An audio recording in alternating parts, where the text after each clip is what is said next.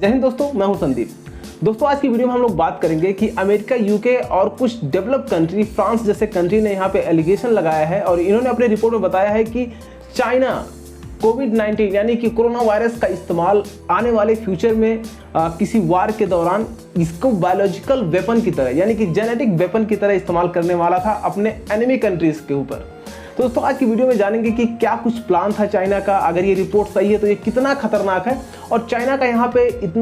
इतना बड़ा dirty game था वो क्या था। तो बने रहिएगा वीडियो के साथ। दोस्तों अगर ये बात सही है कि चाइना ने कोरोना वायरस को विकसित किया है और इसे एक जेनेटिक वेपन की तरह इस्तेमाल करने वाला था इन द फ्यूचर, तो एक बहुत ही बड़ा आरोप है चाइना के ऊपर। और आपको सबसे पहले बता दूं एक्चुअली में जेनेटिक वेपन होते क्या हैं। दोस्तों आपने बहुत सारे वेपन सुने होंगे, गोला बारूद और मिसाइल के बारे में सुना होगा, आपने न्यूक्लियर जो बॉम्ब है उसके बारे में सुना होगा। अब ये कहीं पे अगर अटैक होते हैं तो ये डायरेक्टली तोड़ फोड़ कर देते हैं, बहुत भारी नुकसान होता है और जान माल दोनों का बहुत भारी भरकम नुकसान करते हैं ये सारी मिसाइल्स। लेकिन जेनेटिक वेपन ऐसा है कि जैसे एक टाइप का वायरस, जैसे कोरोना वायरस अभी पूरे दुनिया में महामारी का रूप ले लिया और भारत को इसका बहुत बड़ा एक खामियाजा अभी भुगतना पड़ रहा है क्योंकि भारत को जो मेडिकल सिस्टम है पूरी तरह से कोलैप्स हो चुका है। खैर उसके बारे में बात नहीं करेंगे। तो इसी तरीके का वायरस आपको बना लिया जाता है लैब में और इस जेनेटिक वेपन को यानी कि इस वायरस को आप किसी भी मिसाइल के जरिए या दुश्मन कंट्री में पानी सप्लाई जो उस कंट्री में होती है वहाँ पे किसी भी तरीके से उस कंट्री में इसको इंजेक्ट कर देना होता है और वहाँ पे ये पूरी तरह से महामारी का रूप ले लेता है और उससे जो लोग होते हैं बीमार होते हैं और उनकी डेथ हो जाती है और दुश्मन कंट्री को पता भी नहीं चलता है कि हमारे देश में बीमारी कहाँ से आई है। तो इसी टाइप के वेपन्स को साइंस में कहा जाता है जेनेटिक वेपन, यानी कि आपको सीधे तौर पे अटैक ना करके आपके हेल्थ से खिलवाड़ किया जाए और वहाँ की जनता को एक भारी भरकम नुकसान पहुँचाया जाए। तो दोस्तों अगर हम पहले विश्व युद्ध की बात करते हैं तो वहाँ पे करीब 23 मिलियन लोगों की डेथ हुई थी, जिसमें सोल्जर और सिविलियंस दोनों थे, यानी कि करीब 2 करोड़ 30 लाख लोगों की मृत्यु हुई थी। और दोस्तों अगर बात करते हैं द्वितीय विश्व युद्ध की यानी कि सेकेंड वर्ल्ड वॉर में, तो यहाँ पे मौत का आंकड़ा बहुत ही ज़्यादा भारी था क्योंकि इसमें न्यूक्लियर अटैक भी हुआ था। अमेरिका ने हिरोशिमा और नागासाकी जापान के 2 सिटी इसमें परमाणु बम से अटैक किया था। विश्व का पहला परमाणु अटैक था और अभी तक वो पहला ये दूसरा परमाणु अटैक अभी तक नहीं हुआ है और इसमें जो मौत का आंकड़ा था वो काफ़ी ज़्यादा बढ़ा दिया था। इसमें पूरे अगर द्वितीय विश्व युद्ध की बात करते हैं तो 75 मिलियन डेथ हुए थे, यानी कि 7 करोड़ 50 लाख डेथ हुआ था आर्मी और सिविलियंस। इसमें सिविलियंस की ज़्यादा डेथ हो गई थी इस परमाणु हमले की वजह से। और दोस्तों अगर in the future third world war यानी कि तीसरा विश्व युद्ध होता है और उस युद्ध में जेनेटिक वेपन्स का इस्तेमाल होता है, बायोलॉजिकल वेपन्स का इस्तेमाल होता है, तो जो मौत का आंकड़ा है वो शायद गिना भी ना जा सके। हो सकता है कि इंसानियत यानी मानव एक इतिहास बन के रह जाए। और दोस्तों आपको बता दूं कि यूएस ने ये दावा किया अपने रिपोर्ट में कि चाइनीज जो साइंटिस्ट है वो 2015 से ही कोरोना वायरस पे यानी कि सार्स कोरोना वायरस पे काम कर रहे हैं और सार्स का फुल फॉर्म है फीवर एक्यूट रिस्पिरेटरी सिंड्रोम, यानी कि ऐसा वायरस जो इंसान के रिस्पिरेटरी सिस्टम को यानी कि श्वसन तंत्र को पूरी तरीके से बर्बाद कर दे, फेफड़े को नुकसान पहुंचाए और एक कॉमन कोल्ड सर्दी हो और बुखार के साथ उसकी डेथ हो जाए। एक ऐसा वायरस इन्होंने बनाया। और दोस्तों यहाँ पे यूएस आर्मी का सीधे सीधे कहना है कि चाइनीज आर्मी यानी कि पीएलए पीपल लिबरेशन आर्मी सीधे सीधे इन वेपन्स का, इन जेनेटिक हथियार का इस्तेमाल फ्यूचर में करने वाली थी अगर भविष्य में कभी थर्ड वर्ल्ड वार जैसी स्थिति आती है या फिर चाइना का किसी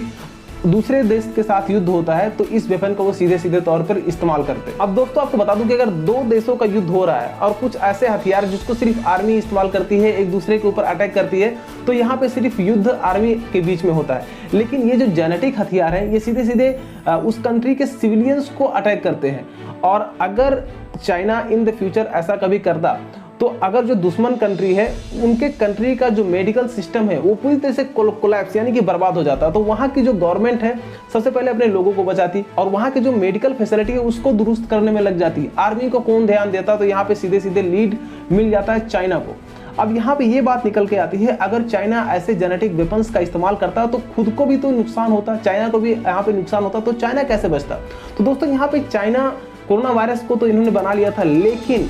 यहाँ पे चाइना इसके मेडिसिन पे यानी इसके वैक्सीन पे वर्क कर रहा था और जब इनकी वैक्सीन बन जाती उसके बाद ये क्या करते अपने पूरे आर्मी को या फिर अपने पूरी कंट्री के लोगों को यहाँ पे वैक्सीनेट कर देते और ये वायरस अगर फैलता भी तो इनको ज़्यादा नुकसान नहीं होता, इनफैक्ट नथिंग के बराबर इनको नुकसान होता। लेकिन इनके साथ जो ट्रेजेडी हुई वो इनके ऊपर ही उल्टा पड़ गया, यानी कि कोरोना दवा बनने से पहले, वैक्सीन बनने से पहले कोरोना इनकी कंट्री से लीक हो गया। और दोस्तों कोरोना वायरस लीक होने के बाद चाइना में एक बहुत ही भारी भरकम तबाही मचाई और इसका पहला जो केस था 2019 में इसको डिटेक्ट किया गया था चाइना में, वुहान इसके सिटी में। और तब से लेके आज तक अगर हम वर्ल्ड वाइड बात करें पूरी दुनिया में तो करीब 16 करोड़ से ज़्यादा लोग इन्फेक्टेड हो गए हैं और करीब इसमें 33 लाख लोगों की डेथ हो चुकी है, यानी कि 33 लाख लोग यहाँ पे मारे गए हैं पूरी दुनिया में बात करें तो। अब दोस्तों अगर एक वायरस सिर्फ लीक हो गया एक कंट्री में, फिर इसने इतनी बड़ी तबाही मचाई, तो आप सोच सकते हैं अगर चाइना इन द फ्यूचर या कोई भी कंट्री अगर इन जेनेटिक वेपन्स का इस्तेमाल, चाहे कोई किसी भी तरीके का वायरस हो, अगर किसी पर्टिकुलर कंट्री पे करता है और उस कंट्री से पूरी दुनिया में ये एयर के ज़रिए या पानी के ज़रिए फैलता है, तो सोच सकते हैं मौत का आंकड़ा कितना बड़ा हो सकता है। तो यहाँ पे सेकेंड वर्ल्ड वॉर और फर्स्ट वर्ल्ड वॉर में जितनी मौतें नहीं होती हैं उससे कई हजार गुना ज़्यादा मौतें ये एक जेनेटिक वेपन फैला सकता है पूरी दुनिया में। और हो सकता है अगर इस टाइप के जेनेटिक वेपन्स का इस्तेमाल वार में होता है तो हो सकता है इंसान एक इतिहास बन के रह जाए, इंसान की पूरी प्रजाति ही यहाँ धरती से ख़त्म हो जाए एक इस टाइप के वायरस अगर बनते हैं। क्योंकि आपको तो पता है कि पूरी दुनिया में जो मेडिकल फैसिलिटी है एक वायरस की वजह से ख़त्म हो चुकी है। अगर इंडिया की बात करें तो पूरी तरह से हमारा जो है मेडिकल सिस्टम पूरी तरीके से कोलैप्स हो चुका है अगर हम प्रेजेंट टाइम की बात करें तो दोस्तों बात ये निकल के आती है, अगर पूरी इंटरनेशनल कम्युनिटी को पता है, यूएसए, यूके, फ्रांस जैसे कंट्रीज़ को ये पता है कि ये जो वायरस है ये चाइनीज़ वायरस है और ये सबको पता है चाइनीज़ वायरस है, और अगर ये पता है कि चाइना ने डेलिबरेटली यानी कि जानबूझकर इस वायरस को बनाया है, तो क्या चाइना का पूरे विश्व में आर्थिक बहिष्कार नहीं होना चाहिए? क्योंकि चाइना को अगर चोट पहुंचाना है तो आर्थिक बहिष्कार करके ही, इकोनॉमिकल लॉस करके ही चाइना का नुकसान किया जा सकता है। क्योंकि चाइना का हर एक कंट्री में, चाहे वो अमेरिका हो, हिंदुस्तान हो, हर एक छोटे बड़े कंट्री में इनका इन्वेस्टमेंट अभी प्रेजेंट टाइम में है। तो अगर चाइना इतना बड़ा स्टेप लेता है, इतना खतरनाक साजिश, इतना बड़ा डर्टी गेम खेलता है, तो पूरे इंटरनेशनल कम्युनिटी को यहाँ पे सामने आना चाहिए और चाइना को सबक सिखाना चाहिए। अगर ये न्यूज़ सही है, अगर यूएसए, यूके, फ्रांस जैसे कंट्री ये रिपोर्ट निकालते हैं और ये रिपोर्ट सही है, तो यहाँ पे पूरे विश्व को चाइना के खिलाफ एक बहुत ही कड़ा स्टैंड ऑफ लेना पड़ेगा। और दोस्तों आप कमेंट बॉक्स में बताइए कि अगर ऐसे जेनेटिक वेपन्स, ऐसे बायोलॉजिकल वेपन्स, कोरोना वायरस जैसे वेपन्स को अगर दुनिया में कोई भी कंट्री बनाता है और उसे बायोलॉजिकल वेपन की तरह, जेनेटिक वेपन की तरह इस्तेमाल करना चाहता है, तो उस कंट्री के साथ क्या होना चाहिए? आपके जो भी राय हो, जो भी कमेंट हो, कमेंट बॉक्स में लिखिए, मैं आपके सारे कमेंट पढ़ता हूं। और अगर वीडियो पसंद आया हो तो एक लाइक जरूर कीजिएगा। चैनल पर नए हो तो चैनल को सब्सक्राइब करिए, बेल आइकन को प्रेस करिए ताकि मेरे वीडियो की नोटिफिकेशन आपको मिलते रहे। तो फिर मिलते हैं अगली वीडियो में, तब तक के लिए जय हिंद।